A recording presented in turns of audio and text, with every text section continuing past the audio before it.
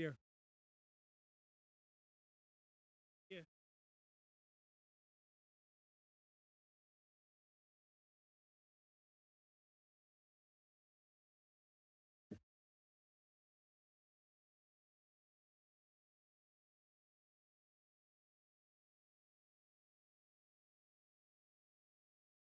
Hi.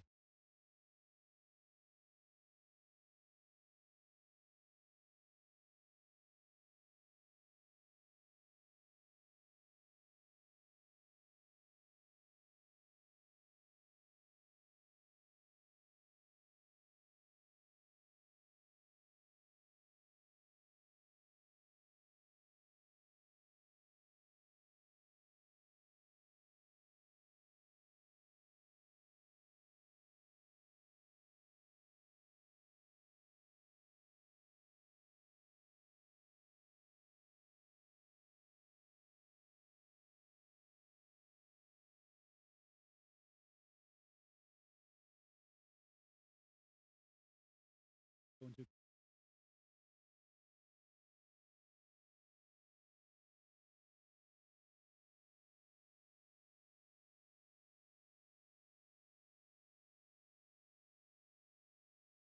I mean he wins.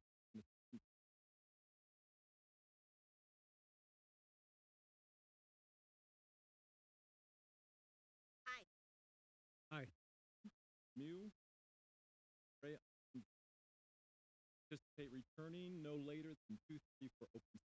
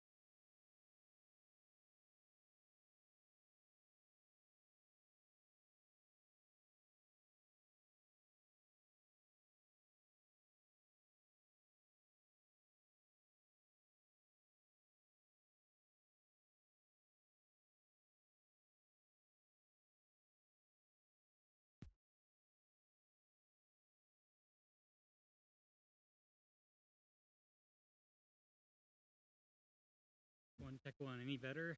Tech two. Tech two. Is it any higher at all?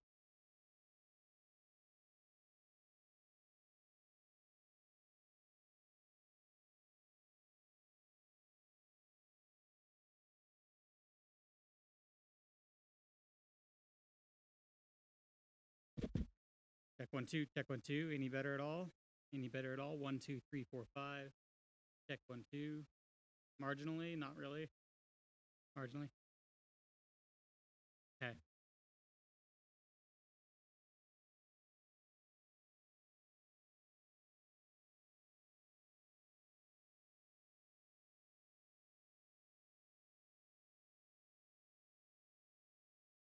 Yeah. Yeah. There was nothing before I got here. Check 1 2. Check 1 2. That sounds better. 1 2 3. Okay. Let me give you some other mics and see if that's better.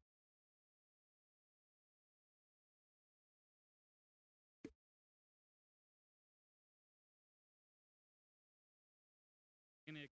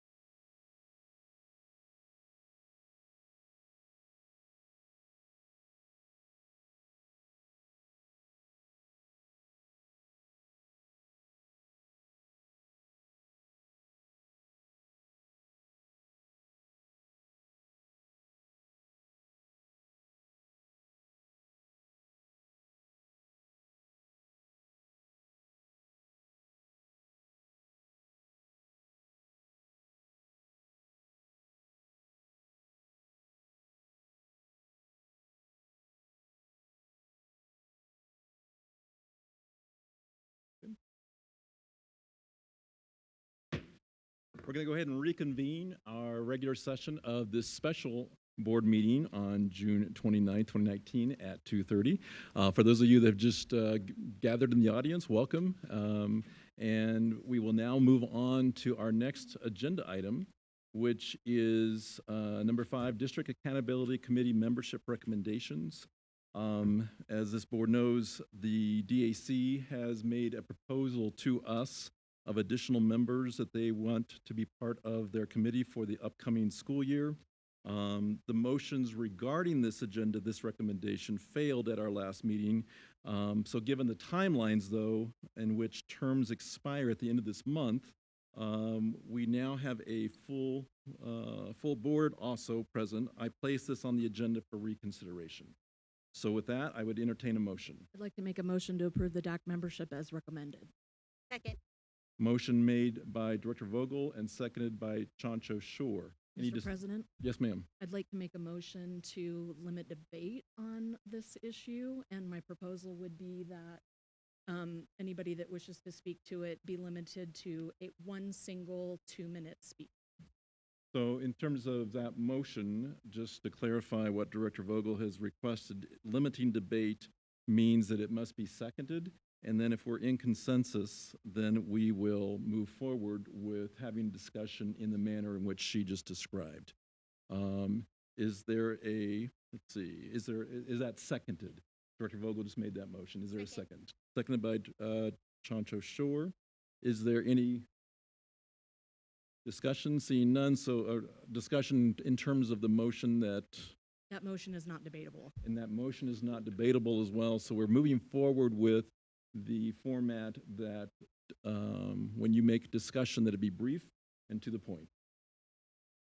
And so we will need to make sure that there are votes to move forward in that manner, and I will just take a hand raising at this point as opposed to actually going down the dais. So if you agree with the format that Director Vogel has recommended to limit debate, please raise your hand. 1, 2, 3, 4, 5, 6. Okay, so we're moving forward with that. So now discussion under that parameter of brief and to the point. A timer for. All right, so Mrs. Taylor, if you'll monitor the 2-minute limit for each director. All right, Director Chancho Shore, are you on? And I would, am I on for? I thought you had raised your hand that you no, wanted no. to have a discussion. Okay, discussion. Director Lung, 2 minutes. Let me clarify that this is discussion for this proposal. This is discussion to accept the recommendation of the DAC to include the members they have listed on their recommendation. So if I need to make an amendment, I do it later or do it now? There's not been, we've had a motion already. If you're making a friendly amendment to the motion, yes, you can certainly request that now. But right now, during this period, is strictly discussion. I would suggest we have discussion, and if you'd like to make a friendly amendment, to make that after our discussion. Okay.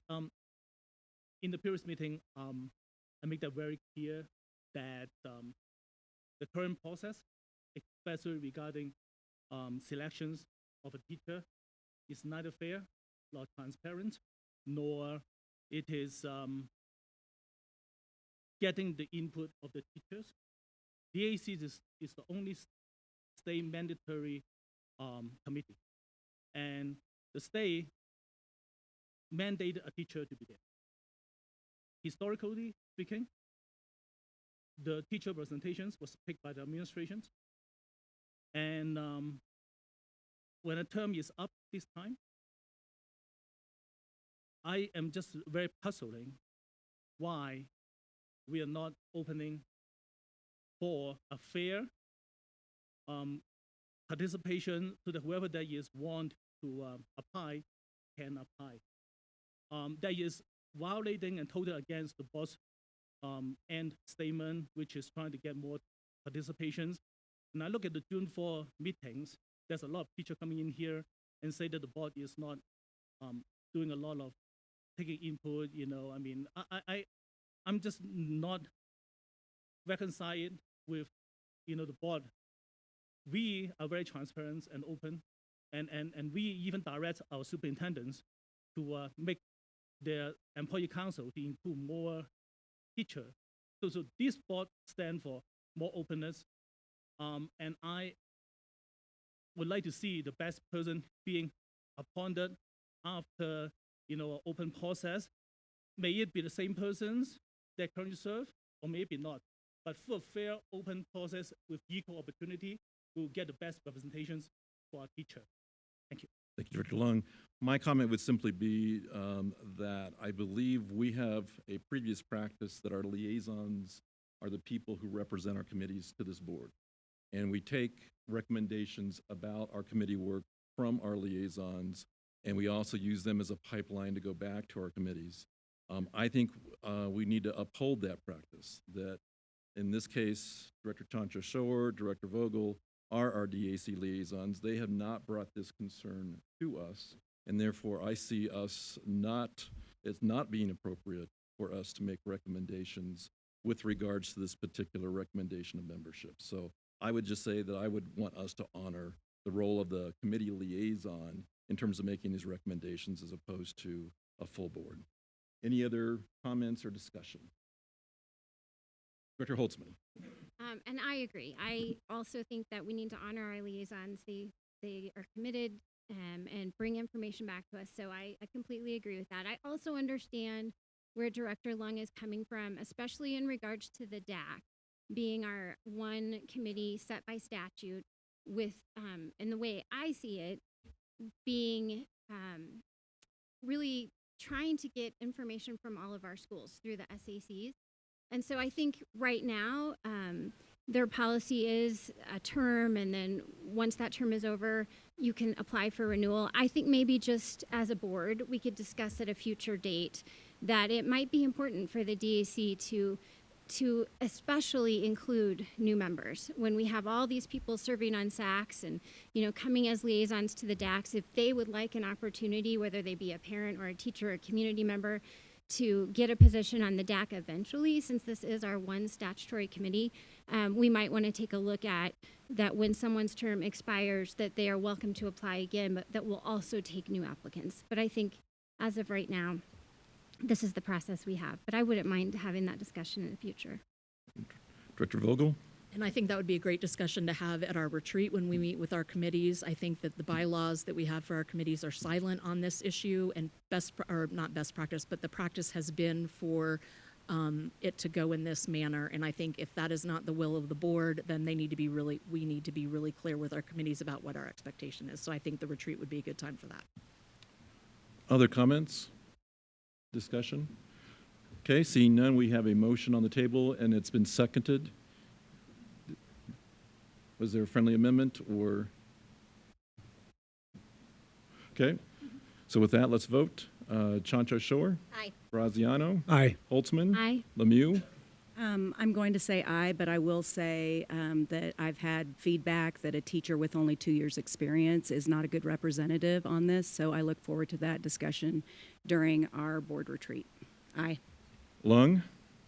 No, and I want to add that I'm not voting against the person. I'm voting against the process that violating our board end statement that we passed this year, which is provide more participation for the teacher, and that's why we know. Ray is an aye, and Vogel? Aye. Okay, that motion passes 6-1.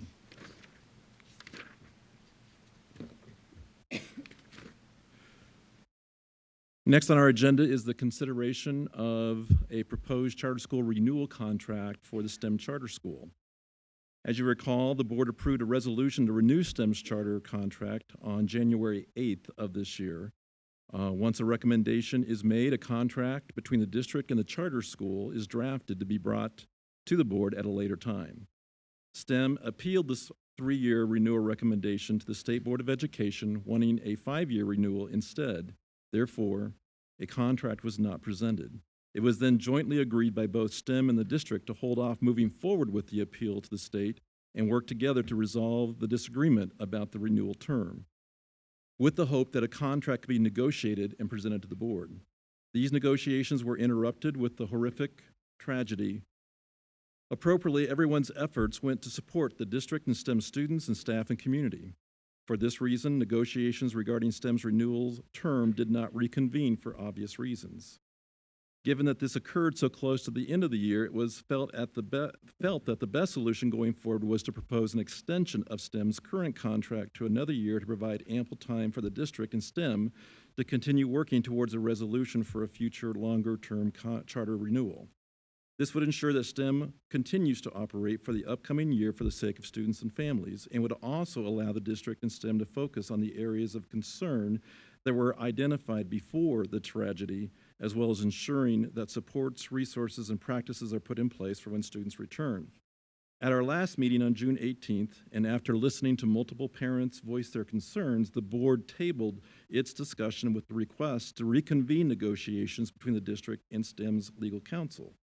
The hope being that these additional contract negotiations would lead to a mutually acceptable charter school renewal contract. This indeed did occur. We have Kristen Edgar, who is representing us as our legal counsel from Kaplan and Ernest, as well as Danny Windsor, Director of Choice Programming, to provide us a summary of what has occurred since our June 18th meeting. Thank you and welcome. Thank you, President Ray and members of the board.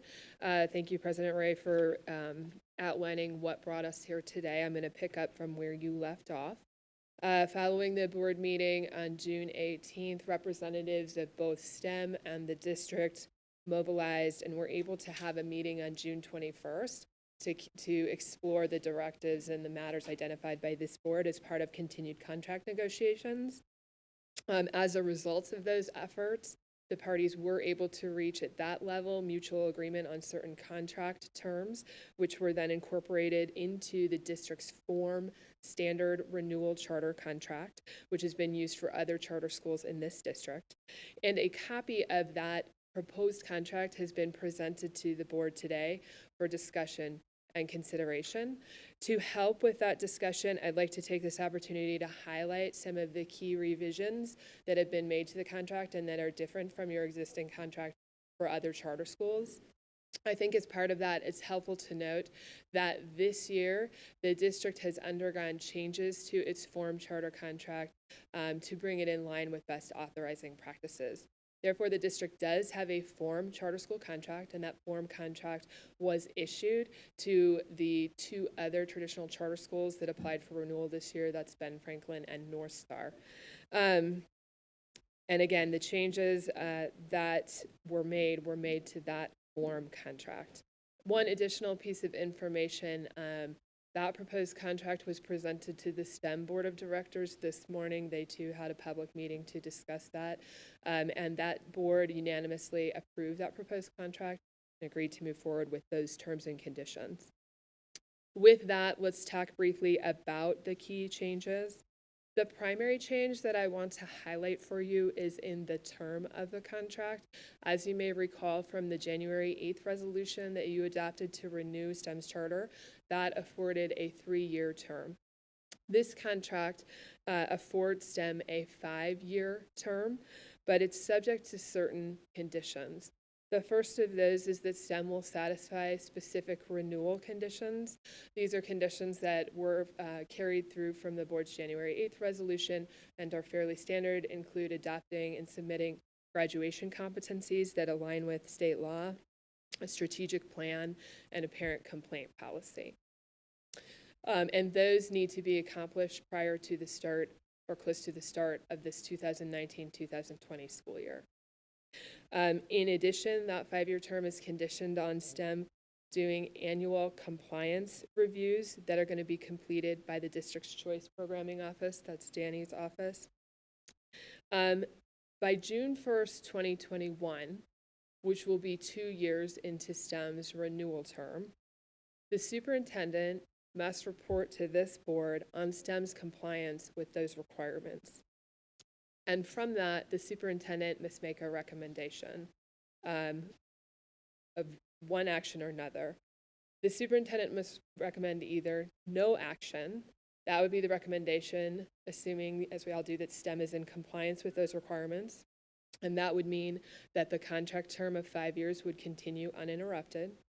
In the alternative, if STEM is not in compliance with those compliance reviews, the superintendent would recommend that the term be shortened to 3 years, with STEM having the opportunity to then submit a renewal application during the 2021-2022 school year.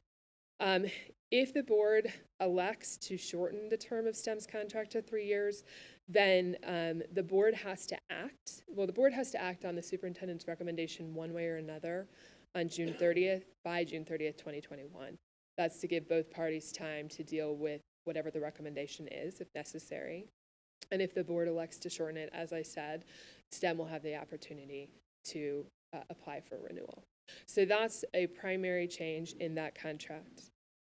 We talked about the specific renewal conditions. Let's talk briefly about those annual compliance reviews. They will assess STEM's performance in certain areas, include reporting of financial and governance data, completion of annual performance evaluations for STEM employees, the results of satisfaction surveys that are administered to STEM staff, students, and parents, the accreditation status of STEM, operational and governance effectiveness, and compliance with the charter contract and applicable law. Those are kind of the highlights of those annual compliance reviews. So that is what either the Choice Programming Office or through its third-party contractor will be looking at annually with STEM. The proposed contract specifies that the district must notify STEM of complaints about STEM that it receives. This is the standard practice anyway in all of the district's contracts. It also provides that STEM will promptly investigate those complaints, take interim and remedial measures to address or respond to such complaints, and will keep the district through the Choice Programming Office apprised of the outcome of those investigations. The proposed contract specifies the types of training that STEM must provide to its staff and the district training in which its staff is going to participate. It further requires certain STEM administrators and mental health professionals to be current on assist and district threat assessment training. It contains terms for STEM's expansion and replication that are consistent with district policy, and that provision applies to all district schools as well. It also contains terms for STEM's use of multi-tiered systems of support in its programming. It contains terms that are consistent with Colorado law on transparency requirements for charter schools. Those include terms for posting of their organizational documents, their meetings, their meeting minutes, their financial information, and their policies. It identifies measurable goals that are going to be included in the evaluation of STEM's head of school, its lead administrator. It contains terms addressing student welfare and safety, including the hiring and retention of licensed staff in a manner that meets or exceeds the district's required staffing ratios. It also requires reporting of student behavior and attendance data that's consistent with state law. It also requires STEM to meet or exceed district staffing ratios in the area of mental health professionals. And finally, it requires STEM to contract with local law enforcement and private security officers to meet STEM security needs. Together, these revisions that the parties have worked really diligently to agree upon, they're intended to address the matters that the board has previously identified in the discussions on January 8th and June 18th. At this juncture, I'm here to answer questions, as is Mr. Windsor, if you have anything specific. Okay, Board Directors, I just remind you that this period of time is just questions only, and then we'll have an opportunity later to make statements and discussions. So any questions for Ms. Edgar or Mr. Windsor? Director Lemieux? Thank you. I appreciate the thoughtful process that went into this contract. I think it protects our students educationally, health, and welfare. So thank you very much for that diligence on that.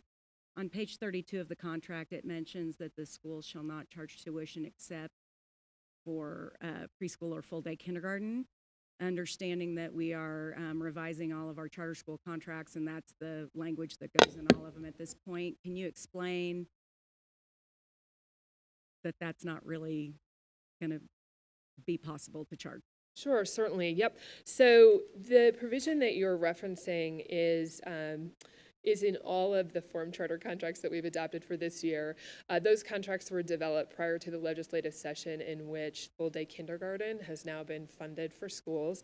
So this is actually, and this happens a lot in 40-page contracts, I'd love to say that they're error-free, but that's not always the case. This is a situation where the contract is no longer consistent with law now that full-day kindergarten is funded. School districts and public schools cannot charge tuition for full-day kindergarten any longer. Therefore, this is an inconsistency that's a holdover in all contracts. I appreciate that you brought it to our attention. We certainly can try and amend it at some point, and I don't think we would get any objection to that.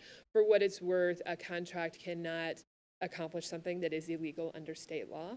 And so state law in this case would effectively trump this provision of the contract. Dr. Lemieux. So just for clarification, none of our schools, charter, magnet, neighborhood, can charge full-day tuition fees. Correct, not at this juncture, and that has never been something that STEM or other charter schools have expressed an intention of doing. Perfect. Thank you for that clarification. Director Lung. And again, I appreciate all your time and effort to go into this. This is not easy. After the last meeting till now, only a few days, you guys did a miracle. Since the public won't be able to see the entire contract, I would like to ask you questions related to safety. Safety is very, very important, much more important than how much money that you can save whatsoever. And in this contract, what specific provisions that we have to make sure that safety is the very, very important concern for this board to consider to adopt this resolution? Sure. So the primary, I would call them safety and welfare provisions of the contract are going to be found in section 6.3. And this contract was posted in its entirety with full attachments for the public within the confines of the open meetings law. So this contract was made available prior to the meeting. I'm in section 6.3, and I guess let me start here. First of all, the charter school must comply, all charter schools, including STEM, must comply with applicable law. And so applicable law does require district schools, charter schools to comply with the Safe Schools Act. And so all of that is already there, a requirement and an expectation that is happening. In section 6.3, there are more provisions down in part E of that regarding student welfare and safety. Specifically, it calls out that STEM, and this is in all charter contracts, all charter schools must comply with district-approved policies and regulations concerning student welfare, safety, and health. So to the extent that you have policies to that point, charter schools must comply with them. Provisions 2, well, let's start with sub 2. That is the provision that adds clarity to the hiring requirements and provides that STEM will hire special education teachers, special education or special service providers, which include mental health professionals such as counselors, social workers, things like that, at ratios that are set by the district. Part 3 of that provides that STEM shall timely comply with safety assessment reports, threat assessment, child abuse, suicide assessment reports, and shall submit such reports to the district. So the district will be aware that STEM is doing those things. There's other provisions about STEM reviewing safety assessment data that we as a district supply to our charter schools, and just expresses that and clarifies it. It provides for collaboration between STEM and the district when there are the need to evaluate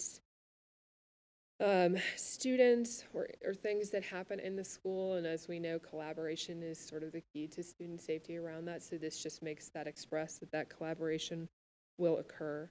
And then lastly, there's a provision that STEM will contract with local law enforcement to provide an SRO that's principally assigned to the high school program, which is, as I understand it, pretty traditional approach in this district, consistent with best practices.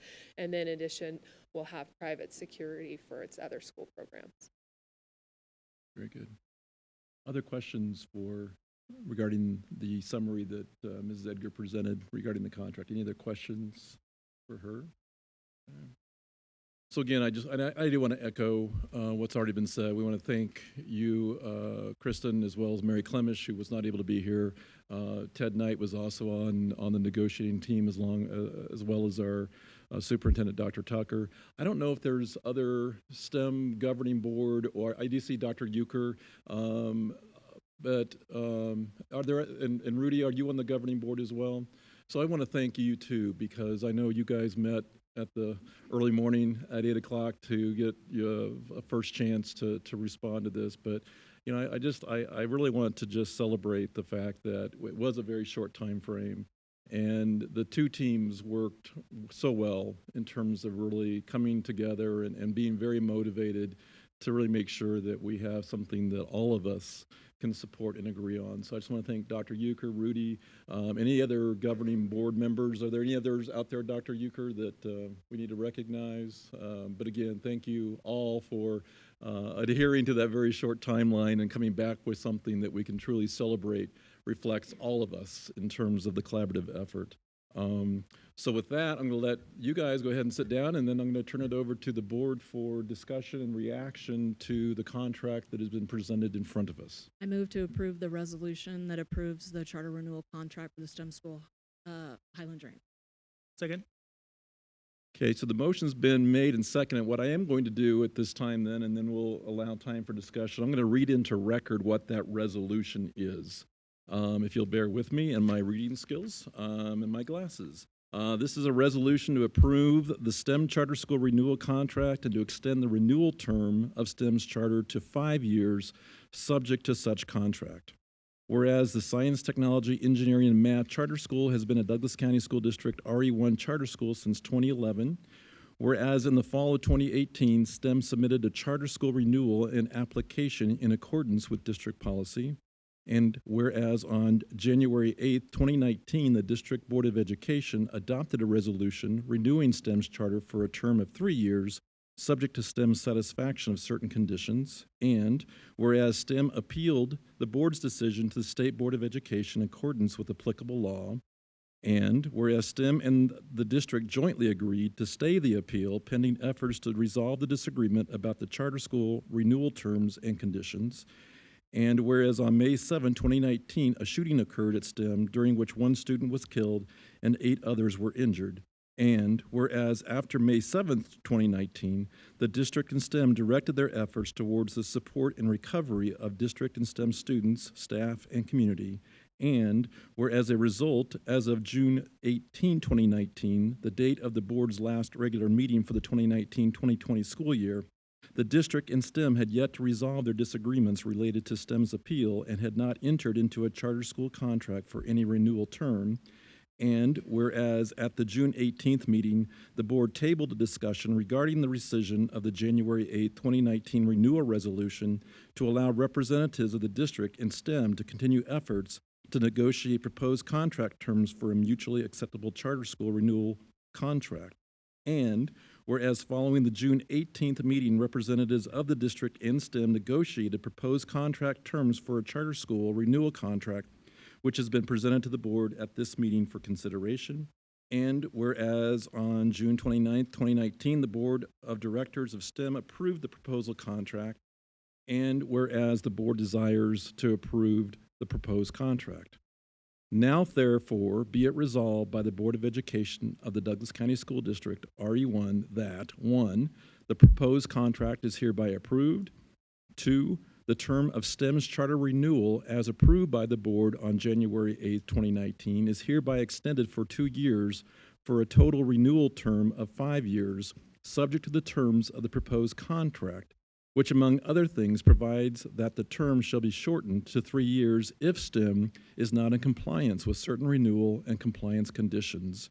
And 3, the president of the board is authorized to sign the proposed contract subject to minor changes approved by the president and consistent with this resolution. Yes, Director Vogel? I'd like to make a motion to limit debate on the previous question, and I propose that each director get a 1 single 2-minute speech time.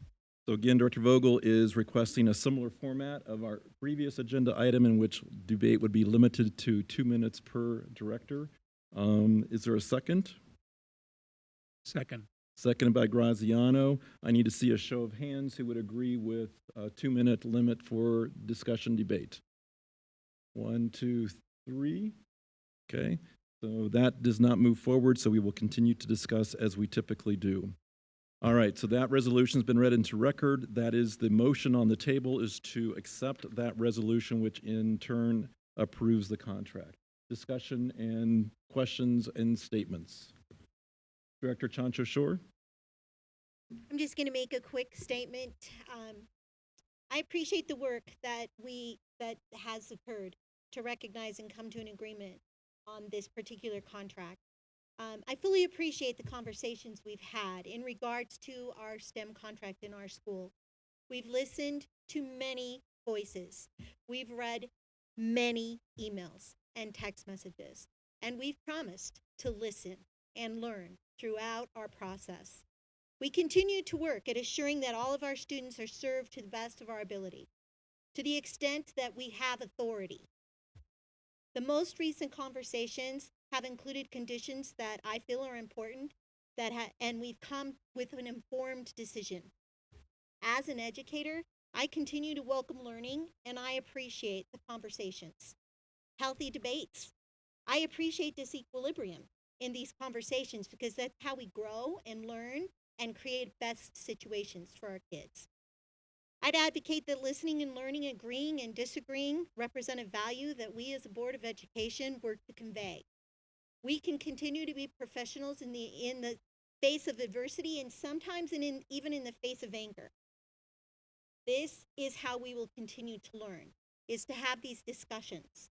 I advocate and I hope that our parents in our community, STEM and Douglas County, all of us, continue to hold our schools accountable and our directors and our principals accountable to what's happening in our schools. Because I believe that's where change actually does happen. With parents really performing and being there and being involved in their schools, that's how schools are successful. And there are many, many measures of success, with academics being but one. That's how we will continue to grow, is when our parent community continues to be involved. This being said, I believe that I can support this particular contract for this school, and I thank you for your time. Thank you, Director Chancho Shore. Other comments? Director Holtzman. Thank you. I do appreciate the cooperative spirit that's been exhibited by the STEM leadership and by our Douglas County School District leadership over the past several days to reach this agreement, which allows us to work together for students today and in the future.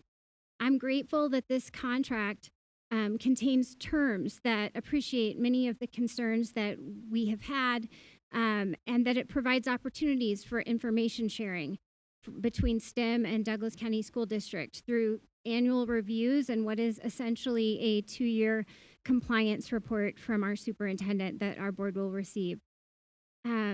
Ultimately, I just feel like this contract acknowledges the importance of providing excellent educational opportunities to support the whole child, addressing not only cognitive needs, but also social, emotional, mental health, and physical health and safety. So I also feel good about this contract, and I'm glad that we were able to reach this agreement and move forward. Other comments, questions? Director Graziano. Just real brief, I just would like to call out all the outstanding and great compromises that have been made by all parties to present a really mutually beneficial resolution and agreement. One that will deliver a full 5-year agreement to the STEM community to improve their financial stability and allow them to continue on their achieve their educational achievement objectives. And then from a district standpoint, allow us to ensure we are monitoring their progress properly. Given all those efforts, I fully support the resolution as it was proposed. Other comments? Director Lemieux. I was not here the other night, and I'm sorry for that. I had a previously scheduled vacation with my husband. But I was very concerned about the tone and tenure of some misinformation that got out there, and it caused a lot of pain and grief to families who are already suffering from pain and grief. And so I am very sorry for that situation that happened. And what I'm also really sorry for is how it affected my board colleagues and all of us in the district, because we have worked really, really hard for your kids. And you may not hear that from these folks because they have integrity beyond, but we work really hard for your kids. And this contract, including the 3-year one that was initially appealed, was because we were looking out for your kids.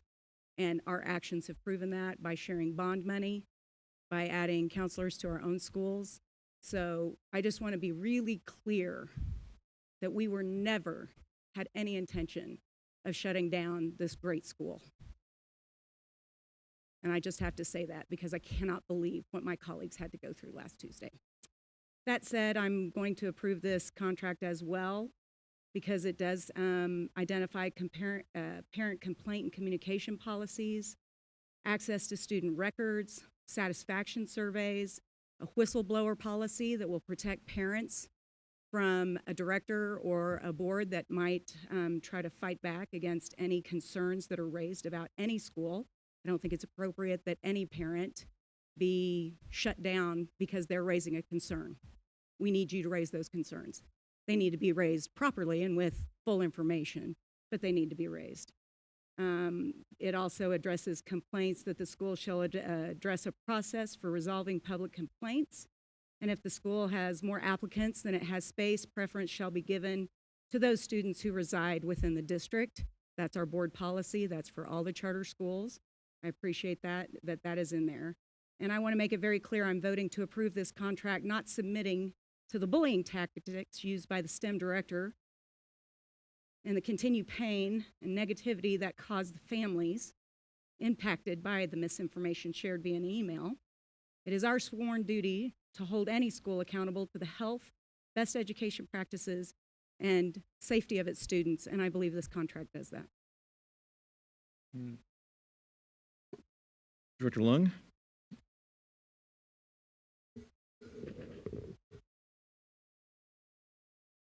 Well, again, I want to thank you for the 3 hours testimony last time when we met. And STEM is a charter school, and charter school is a public school.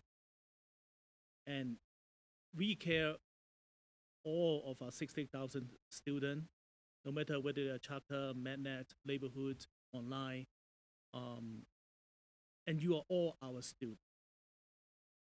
So the reason I'm seconding these motions is the fact that I recognize the dedications of the staff and the STEM leadership to come up with something that this board feel that it protects the student, our student, Dallas County School District student. At the same time, it allows STEM to continue with 5 years with the caveat in the resolutions that if you do not comply, we have the options to bring it back to a 3 years contract as stay in number 2. So I think it gives us incentive of trying to move forward and work together, and at the same time fulfill the board's initial resolutions that we want to make sure that we are all working towards the best of our student and the best welfare of our student. In the past and in some of the email, some said that this is a political process. I tell you that this is not a political process. This is a policy decisions that we make to protect our students. My considerations is how to make sure that the STEM student is safe and our 60,000 students is safe. Okay. To use the word politics in this, I think is not fair and neither reflect the true nature of the great corporations that the district trying to work with STEM. And also this, if you look at the underlying contract, it does address a lot of grievances that some of the parents that has complained. I think it's a good balance to make sure that STEM is an excellent school academically, but academic is not the only criteria to measure a school's success. There's a lot other factor for us to consider. And I think this contract does strike a balance for all the factors that we need to consider. Therefore, I second it, and I fully support its implementation. Okay. Thank you, Director Lung. Any other comments? Yeah, I will before, yeah. So I would just, again, I think it's all been said, so I'm not going to duplicate efforts. I do think it is tough with contract language because it sounds overwhelming at times. I appreciated our legal counsel, though, pointing out that many of the things that are in this contract are standard kinds of provisions that are in all our contracts. And the reason for that is that as an authorizer, we're basically saying we're going to contract you, another entity, to educate our children. And so it would be irresponsible for us to deliver a contract that's so vague that leaves things up for misinterpretation. And I just want to applaud you, Mr. Windsor, as well, because I know that's been something that you have really worked hard on since you've come aboard, to really make sure that our contracts don't leave that room for misinterpretation, and that we're all on the same page so that it's just as clear to the people that are educating the children on our behalf as well it is to us. So I know that sometimes contract language can sound a little daunting and a little bit overboard, but it truly is the way that we have to operate to ensure that, as everyone has said on this board, that we can have that confidence to feel like that our children are being educated at the high standard that Douglas County expects. And I would just also offer this, and I know Dr. Euchre, when you and I met in January for breakfast, I really felt like that was really a great vehicle for just you and I to be on the same page, and for me to help represent the board in terms of if there were clarifications. But I think part of this is that open communication. We need to keep that going at all times, because I think what happens is we don't have that, and all of a sudden there's conflicting messages that get sent out to our community. So I would just offer, that I would still welcome those opportunities just for us as we continue with this way of doing business, that we keep those channels open so we don't get us into a position where it feels like us against them, or that we're not working together. For crying out loud, we all love the same kids, and that's why we're all here on a Saturday doing this work. And so just would offer that to you, Dr. Euchre, that whatever we can do to maintain that open communication channel, I'm definitely all in for that. Having said that, are there any other discussions before we go to a vote? So there's been a motion to adopt the resolution that approves the contract. It's been made and seconded. And I will just make a mention that Director Chancho Shore unfortunately had to leave. She had a death in her family. And so she is on her way to catch a plane to be there for her family. So that was why she had to leave so abruptly. All right, so let's take a vote. Graziano? Yes. Aye. Holtzman? Aye. Lemieux? Aye. Lung? Aye. Ray, aye, and Vogel. Aye. That motion passes unanimously. All right.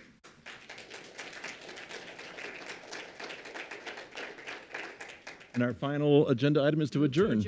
Director Vogel moves to adjourn. Is there a second? Second. Seconded by Lung. Any further discussion? Graziano? Aye. Holtzman? Aye. Lemieux? Aye. Lung? Aye. Ray, aye, and Vogel. Aye. All right. Have a good rest of your day, everyone.